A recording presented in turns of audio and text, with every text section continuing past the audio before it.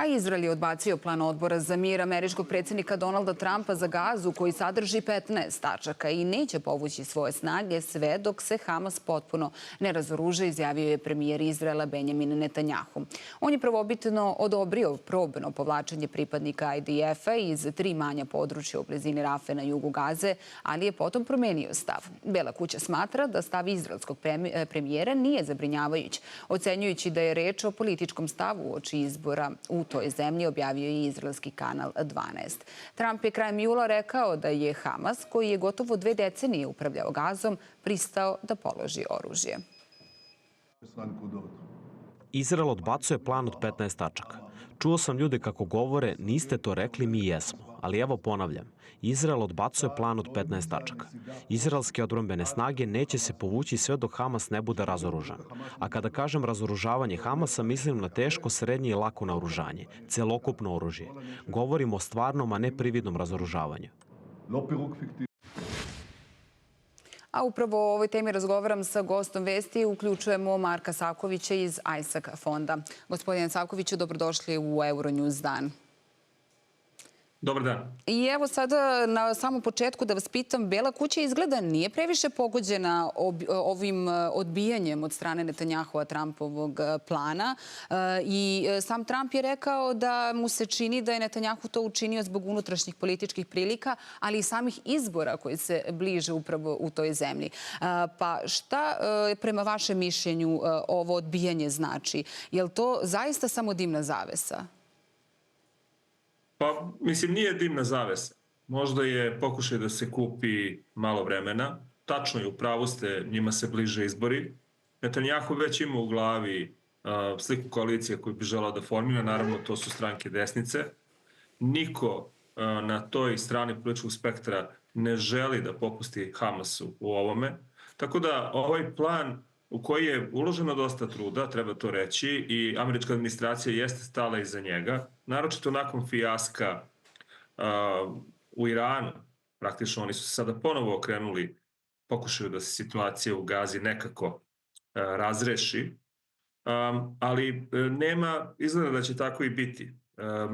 Sam plan, odnosno mapa puta, podrazumeva nekoliko složenih koraka, gde opet nije najjasnije ko treba da povuče prvi, da tako kažem, dakle, ko će prvi predati oružje, odnosno povući se iza te takozvane linije razdvajanja, kako bih rekao, izraelskih snaga i Hamasa. Tako da, zaista deluje da ovaj plan, pritom je sinoć navodno, nakon razgovora sa Jaredom Kushnerom, Netanjahu rekao kako će nastaviti sa implementacijom plana i tako dalje, ali evo sada vidimo da on decidno 2 puta ponavlja da je... A šta biste onda rekli? Šta je onda negde ključno za Izrael, odnosno neprihvatljivo za tu zemlju i samog Netanjahua kada govorimo o tom planu?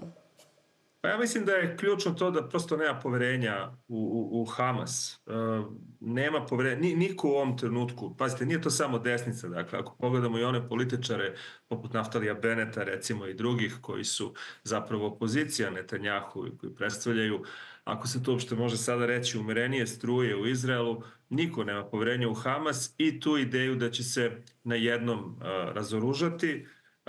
Pritom kad se govori o, da kažem, tom nekom teškom naoružanju, misli se uglavnom na raketni arsenal koji Hamas godinama posjeduje, uostalom i stalno ga je koristio i pažljivo ga je skladištio. Dobar deo toga Izrael jeste uništio, ali opet i pritom imate i uvođenje novog aktera u priču, dakle te nacionalne administracije za upravljanje Gazom koja bi sada bila sastavljena od eksperata.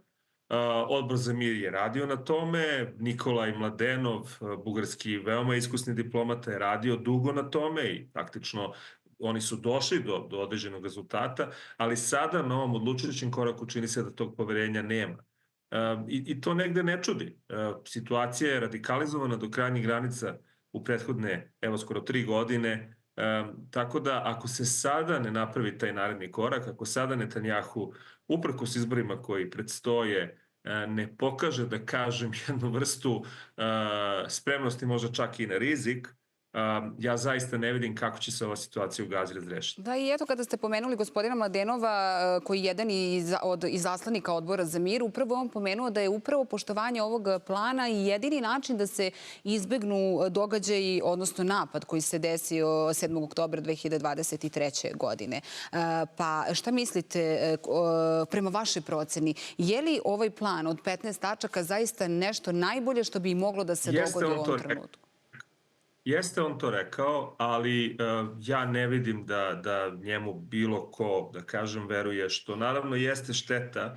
Poverenje je preduslov za ostvarenje ovog plana, ali napad koji se desio 7. oktobra 2023.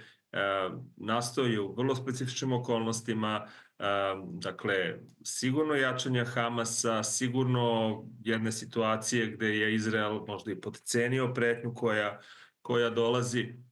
Sada u ovom trenutku nepodeljeno mišljenje je da samo jak Izrael koji je prisutan u Gazi, koji je duboko na teritoriji koju je nekada Hamas kontrolisao, predstavlja način da se spreče takvi napadi u budućnosti.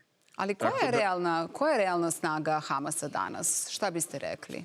Ja bih rekao da je realna snaga Hamasa daleko manja nego što je bila. Isto važi i za druge takozvane proksije, odnosno posrednike koji su neprijatelji Izraela. Svaki od njih se suočio, pa i Hezbollah koji raspolaže značajnijim vojnim potencijalima od Hamasa, se suočio sa prosto izraelskom vojnom moći. Iran takođe. Dakle, Izrael je jači od svih onih koji ga okružuju i koji, mislim, i dalje deo njihovog programa, žele njegovo uništenje. Tako da ja ne vidim ja mislim da je mogućnost da se jedan takav napad ponovi, koji je po svojim razmerama bio bez presedana, mislim da je mogućnost za tako nešto veoma malo. A kako vidite dalje korake Trumpove administracije i posebno me zanima kako mislite da će ovo odbijanje Netanjahua za Trumpov plan uticati na odnos te dve zemlje, a posebno odnos Netanjahua i Trumpa? Pa mislim da Trump konstantno traži neki prodor, neki uspeh u spoljnoj politici. I to postaje malo, kako bih rekao, znate, malo postaje neozbiljno, jer svake 2-3 nedelje se fokus menja i prebacuje se konstantno sa Irana na Gazu, sa Gaze možda na Ukrajinu, sa Ukrajine na neko četvrto mesto, da li je to Kuba, Venezuela, nije važno. I onda oni koji su u procesu, a pazite, nije ovde da je samo u procesu palestinska i izraelska strana, u procesu su i susedi na prostoru Bliskog istoka, zalivske zemlje, koje netremice gledaju Sjedine države i zahtevaju da vide to liderstvo SAD-a i, mislim, bez liderstva SAD-a veliko je pitanje šta bi one radile. Dakle, u prvom Trumpovom mandatu vi ste imali približavanje niza zalivskih zemalja Izraela. Tako da, ovo sada je, pa čak eto Trump koji, reklo bi se, dobro poznaje Netanjahu od ovog trenutka, on kaže, pa dobro, mislim, on to mora da kaže jer se bliže izbori i ne doživljamo to tako ozbiljno i tako dalje, ali u stvarnosti vreme curi, dakle, prava rekonstrukcija Gaze nije počela, ljudi koji su tamo ostali, dakle, govorimo možda o 2 miliona stanovnika, tačan broj se zapravo i ne zna. Dakle, suočavaju se sa opasnošću da nastave da žive u jako lošim uslovima, dakle, ekstremno lošim uslovima. Tako da, sada je više nego ikad u stvari potrebno to liderstvo Amerike, jer ona jedina, verovala se, može da utiče na Izrael. Ali plašim se, zbog ovih izbora koji se približavaju, ništa od napretka s planom u narednim danima. Dobro, mnogo vam hvala gospodine Sakoviću što ste bili gost Euronews Vesti. Hvala vama na pozivu. Dakle, Marko Saković iz Zajsak fonda bio je gost Euronews dana.